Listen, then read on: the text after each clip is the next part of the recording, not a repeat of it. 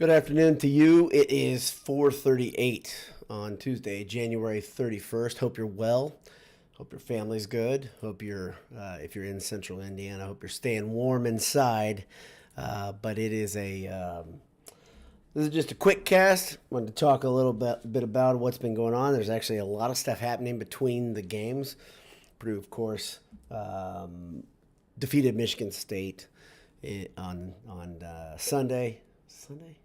Sunday, early afternoon, noon, and plays Penn State on Wednesday at 6:30. Here's a little bridge quick cast to get you through. It's not a very long time to get you through, but I thought I'd do it just because there's a bunch of stuff happening that I just wanted to react to. Before I dig in deeply, let me thank Martin Vintage. Head over to martinvintage.com, get a t-shirt, get a sweatshirt. Support a Purdue family, Purdue business. Enter Boiled at checkout, get 15% off. And when you're on campus, go over to AJ's on Vine, eatajs.com, order ahead, get some delicious fried pretzels, get some funnel cake sticks. Get some burgers, beef, grab a beer. You can't do that on the internet. Can't grab a beer. You have to be there. So order ahead, then go get it. eatajs.com. I was not able to visit AJ's my last trip because my daughter made a decision, and I honored it. And maybe it wasn't the best thing. Thanks to you who are tuning in live. Really appreciate you guys. Also appreciate the people that are listening on delay. But the people that are live, they get to enjoy the whole experience. Eventually, it'll be a live studio audience when I blow up, and I'm a big-time dude. But right now, it's just me in my home office talking to you in random times, seemingly random times. I was going to do it. By the way, LBD is the analytical guy in the family here, on the Massive BS staff, on the QuickCast staff, and he tells me that 9:30 a.m. you guys like to watch QuickCast. And I was going to do it early this morning, but I had a bunch of things that came up, so I couldn't do it. The second time is right before the end of the work day, so 4:40. I thought I'd maybe put something in here. So let's talk about a couple things. I'll go through my sloppy notes and talk a little bit about what's happening. First one, wanted to address something because Jay got after me. He watched the QuickCast, which I appreciate, or the wrap-up, whatever you want to call it, after the Michigan State game, and he wanted to address. He took umbrage with something. He found a contradiction, and I want to tell you the reason for the contradiction and tell you why I still believe I'm right. First off, Mackey Arena. Purdue Sports released that the shot that David Jenkins hit before the end of the first half was the loudest moment in recorded history in Mackey Arena, 123.2 decibels. Rob Blackman talked about it on Painter's show, how loud that is. He said it's a jackhammer, the sound of a jackhammer being next to you without any ear protection. I always hear these things. I'm like, man, I've been around a jackhammer, and it's kind of terrifying. Maybe it's the nature of the noise.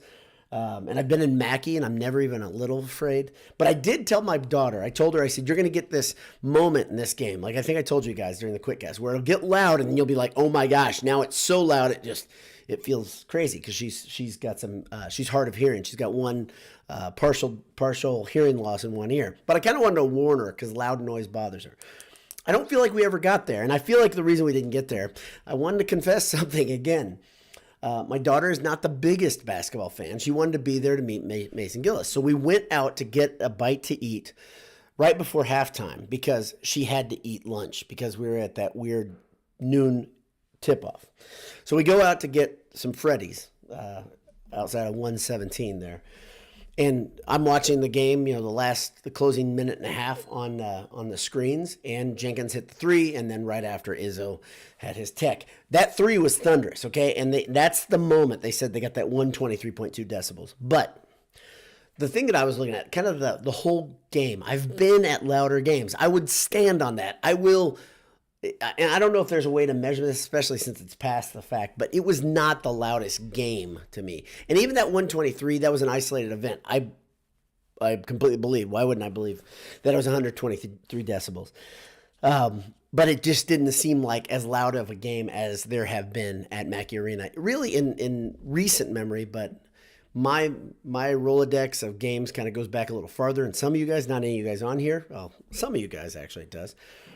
Sophia Helvey is on here. Sophia, how are you? Glad you're tuned in.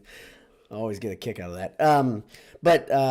Yeah, it was not, in my opinion, as loud or consistently as loud or that kind of step up loud, right? Those games where it gets loud and then it feels like it's going to get louder and louder because someone hits a three, then there's a dunk, then there's a steal, and then another three, something like that, where it's just it feels like you're gonna tear the roof off at the rivets.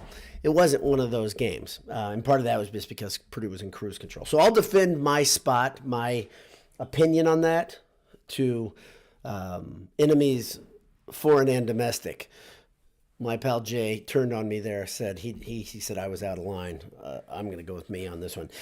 He wasn't there. So the next thing I want to talk about, unanimous number one. Purdue is the first unanimous this season. Last season there was one unanimous number one. I believe it was Gonzaga. So that's a pretty nice honor. Again, it's good to be number one. It's a good thing. And it's not a big deal at the same time because this is all made for TV, right? This is really just to get clicks, to get interest, to drum up interest in the sport. There's no real reason to have the number one right now other than it's fun to put that number behind it. It's good for TV ratings, whatever. But being unanimous number one says a lot about Purdue. It raises expectations. Purdue is already a high priority target for teams when they come into Mackey or when Purdue visits. We all know that. Purdue plays Penn State on Wednesday at 6:30. I do expect nothing other than Penn State to take a huge swing, but I also very much expect Purdue to handle their business for Penn State. And hopefully that game will not be a close one. Penn State can shoot. If Purdue gets in their jerseys and plays defense like I think they will, I think Purdue... I'm thinking a double-digit victory, so that's just my gut. And then they head to Ass Hall in Bloomington to play IU. The unlikable Hoosiers are a lot more likable than some other fans right now, and let me just address that. There's been some weird internet stuff the last 10, 12 days, and some of it's not so serious and silly. One of them, the things that we've been hearing about is this idea that Purdue is paying off officials and has some weird pact or agreement with Big Ten officials or certain officials, whatever. Deep Pockets Purdue University has decided for the first time in the history of my life to do something unusual and pay money to officials to get an edge. We all know that's stupid and silly. So the internet's silly and stupid sometimes, so this is another example of that. But the second part of that is not silly or stupid. It's stupid, but it's not silly. It's kind of serious and it's dumb. Multiple fans from different other schools, other fan bases, have said how funny it would be for your team, for they're saying to other teams, to go out and injure a Purdue player, specifically Zach Edey. And this is that internet muscle thing, right? This is stupid stuff to by proxy make a threat on a person physically because they have the gall and audacity to be really good at a sport. Gets to the next level of creepiness and classlessness and things that I talked to Greg McManus on Twitter virtually. We were talking about maybe, hey, this is another reason not to ever root for another team during the tournament or any other time, whether it's Big Ten or another team. But that stuff, and it was kind of spreading. Illinois fans were doing it. IU fans were doing it. There were others that jumped in on it. And that stuff is just, it bothers me a lot because I think it's kind of another level of crap. But I thought it was unusual. And I don't understand it. When you hear, like in the past, you've had big personalities in college basketball or other sports that have kind of drawn the ire of people. And whether it's a Duke player or maybe a Wisconsin point shooting guard, Davison, those guys are tough to swallow. But I hope we weren't wishing that someone would go out and injure the guy during a game intentionally to even up the score or even up the record or take away an advantage. As much as I dislike those guys on the court, and I still do. Davison's really tough for me to swallow, tough for me to take. But Zach Edey, when you hear him talk, he's not a bad guy. When you see him on the court, he's not cheap-shotting people. He yells, but he doesn't get in people's faces. He's not a flopper. I don't get it. That's what I'm saying. I don't get it, the vitriol.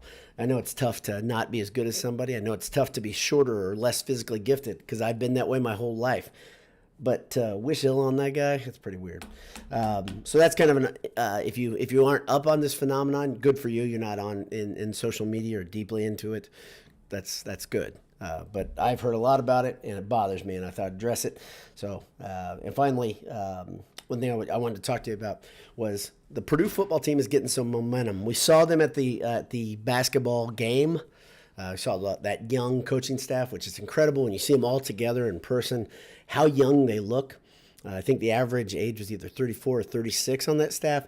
It's really wild because that is just something we've never had at Purdue, a group that's that young. We really don't know what they're going to be like other than what we can see right now is they are a bunch of hustlers, man. They are out there pounding the pavement. They're out in groups and in force. Multiple people that I know that are unconnected, that aren't connected to each other, have seen them at restaurants out recruiting. Like they're going out to eat with somebody, with a family, they're in town for somebody to see somebody play. And it's pretty exciting. They when they come in, they show force. They do it all the way, and it'll be a big group. Maybe it's because they aren't kind of shotgun spread like a team has been, a coaching staff has been, who's been established. But the way they're doing things, they're going big. So regardless of what happens, I think you can't say that it's not for lack of effort. Looks like Purdue's going to do some big things come the true signing day, the second signing day, and then as NIL starts, announcements start coming out, looks like Purdue is making some hay. So that's good to see, and it's something in the long run Purdue is definitely going to need to get those relationships with the high school teams up and running. All good stuff. I didn't really have anything else to say other than I hope Purdue does not take Penn State lightly. I hope they don't look past them to IU. I don't think there's really much of a chance of that happening since it's an old Painter pal, in our pal, Micah Shrewsbury, and his Penn State Nittany Lions. They gave Purdue everything they could handle at the Palestra, and a bunch of boiled sports guys were there. They were in the house. I don't think Purdue's taking this team lightly. The biggest question is, will one of those dynamic scorers, because Penn State has quite a few of them, will one of them go off? Will they get loose? The next thing is Purdue and Penn State are both pretty good at taking care of the ball. If both teams take care of the ball, it tightens up a game quite a bit. So we'll see how they try to go after Zach Edey. That's a question of how they try to defend him, and we'll see how Purdue handles that pressure. And once again, another game sitting atop the national rankings at number 1. I hope you have a great afternoon and evening. I'll answer a couple of these people that are in the let's see. LBD, yeah, Mohill says LBD is the Boiled Sports Analytics Dex. In all seriousness, LBD is that. It's really wrong to give him that moniker because that's always been a joke, as you guys know, on Twitter. He's actually a good thinker, a very good assessor of analytics. And really, when you really look at it, 3 of the 5 of the people that write or post at Boiled Sports are big analytics guys. Michael, Dave, and Anish all are deep into analytics. For me, it's never been that way. I'm kind of a shoot from the hip or from the gut type person. I've used analytics in the last few years more than I ever have just to kind of build my argument for different things. So it's not just always passion and me talking about what I think. It's backed up with numbers. So, but LBD has made that job easier. Greg McManus says hello, and Greg McManus being here, always appreciate it. Nate Anderson is here as well. Stay warm, be down. I'm cozy in my hoodie, and outside it's chilly, so you do it as well. Appreciate it. Ben Cotton says, is this the IU and Maryland pregame show? Sure. Yes, Ben. I hope this is how you get lathered up for your IU Maryland game. By the way, Maryland, so this is kind of weird, huh? IU fans have told me that this IU team is just incredible. I'm glad they're ranked, by the way. I said that on Twitter. I wish they were higher ranked. I want IU to be, I wish they were second. Somehow if they can mess with the polls before Saturday, it'd be great. Get them up there. Push them up. I want them as high as they can be. I want IU flying high when they come in. I want them confident, and I want Purdue to beat them with no excuses and beat them badly. So that's my intention every time Purdue plays IU. I want IU I want the best version of IU, and I want Purdue to humiliate them. So, let's see. Yeah, so go have fun with your IU Maryland game. That's probably tipping off in what? It's not this early, so it's probably an hour and a half. So enjoy that, and I'm glad you're here, Ben.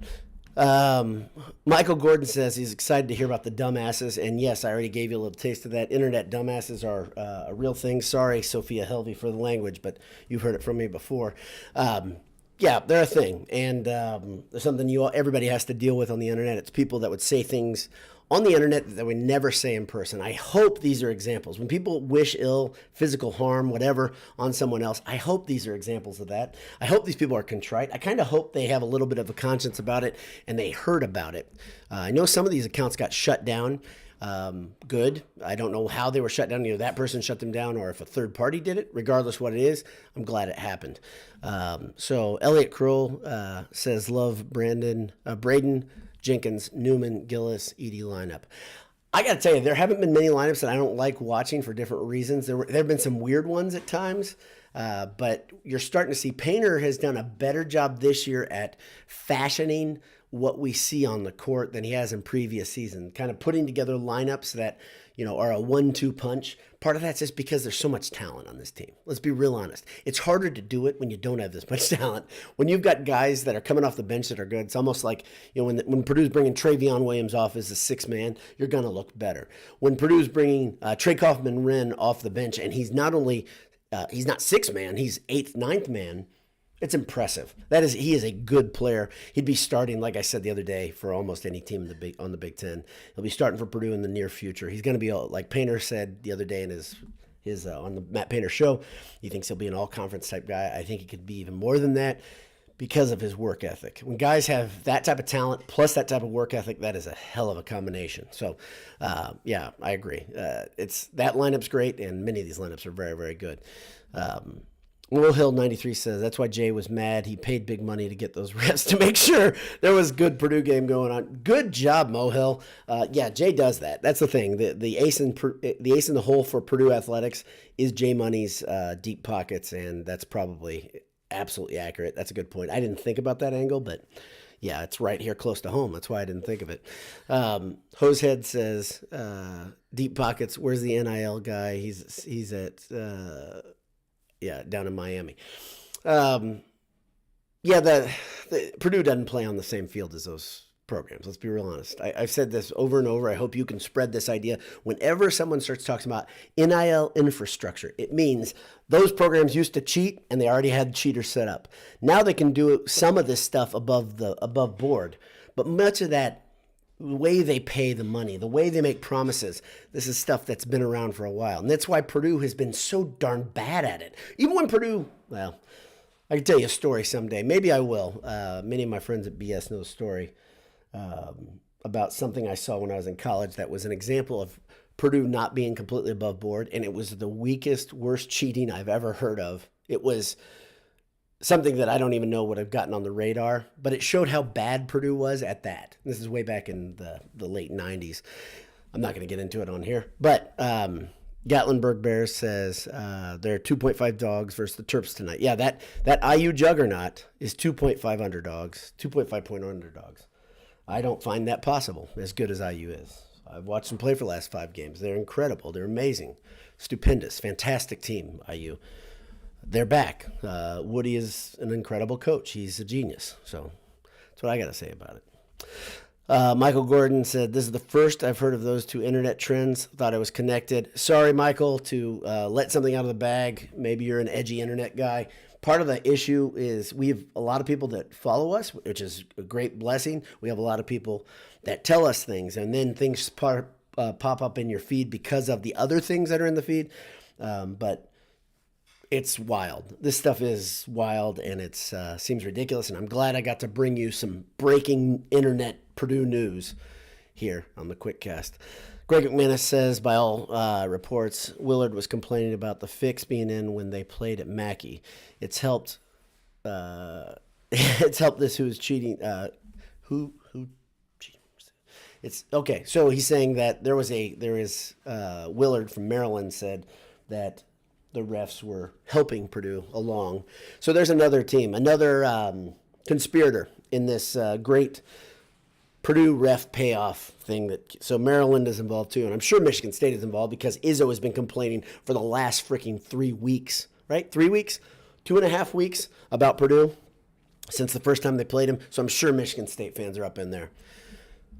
How people root for other programs that, and you can't say, well, we put it all behind us when we get to the tournament or get to the bowl game. I'm not that guy. Sorry. If you can do that, good for you. I can't. I cannot forget that these coaches and these fans were calling Purdue horrible things and whatever. I root for Purdue. My diploma is from Purdue. My ticket money goes to Purdue. If I give money to a sports program, it's to Purdue. My loyalty is at Purdue, and that's where it stops. One day I'm going to probably have to make that decision where there's another one brought in because somebody in my family will go there. I already have Butler connections. I can't root for Butler. I mean, I can't. So that's just me. So all the people say Big Ten, go Big Ten. Yeah, not me. Have fun with that. Greg McManus says, wow, it's helped the cheating rumor stay alive. End of the day, typing. What am I hearing? Sorry, Greg. The cheating rumor, hopefully I didn't help it stay alive. But maybe I did. Let's see. Gatlinburg Bear says 9 p.m. IU Maryland tip. So you got plenty of time, Ben, to do whatever you need to do. Run errands, get the bite to eat, go to AJ's and come back. Plenty of time, really. You got 5 hours. So I'm on to get somebody else that I haven't talked about. Typevich1. What's the magic number for Purdue to gain at least a share of the Big Ten title? I think it's 8. I think it's 8 games, either 7 or 8. Somebody else who's got it in front of them can tell me. I don't have any notes. I don't have any of that. So I think it's 8 games, but I'm not positive. Is that right? 7 or 8 games? That seems like too many. But, I mean, Purdue has a stranglehold on the lead in the Big Ten, which I don't think I've seen Purdue be this dominant this late into the Big Ten. Is it 8 games? That can't be 8 games, can it? But I think I read that. That's why I'm saying that. So, wish I could tell you. But, you know, I did some show prep. You should be thankful that's what you get. Rudacris says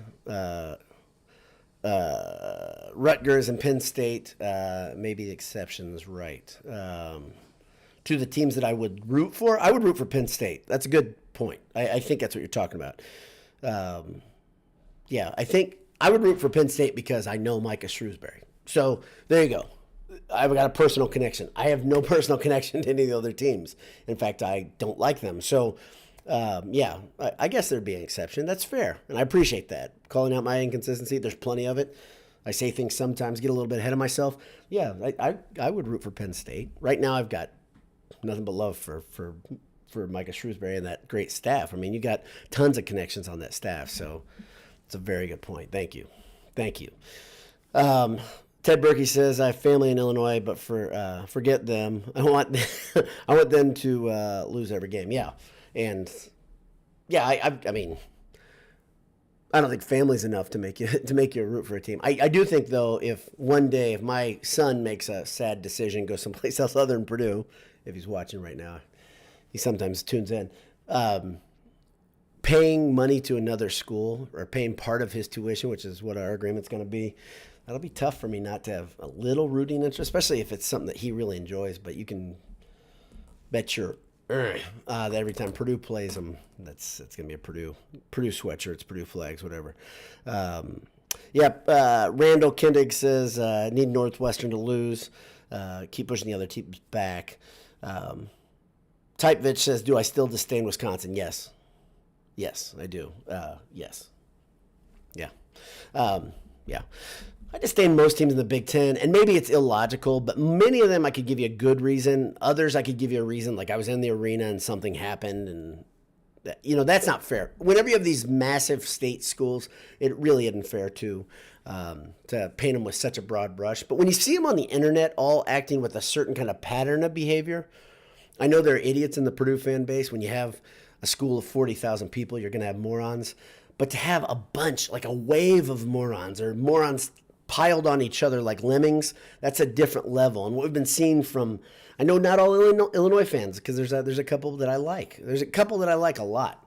So, I mean, I can think of specific examples. But the Illinois fan behavior, the Michigan State fan behavior this season, IU fans generally, one of my best friends, actually I got 3 people that I really, really like that are IU fans and their families. Really like them. But that doesn't change the fact that when they're in a group, they kind of get together and start acting like morons. My buddy Nick Barker never shows that. My friend Jim Knoll, he never shows that. I'm trying to think of another one. I've got another friend. He was my best friend in high school. I could say he acts like a complete moron when he's rooting for IU, so I'm not going to put him in there. But that's about it. I do appreciate everybody who tuned in. Thanks a ton to our sponsors, Martin Vintage and AJ's. Thanks for listening to my ramblings. I hope I helped Ben Cotton prepare for the IU Maryland game, because that's really what I'm here for. God bless you. Talk to you soon. Hammer down. We'll see you.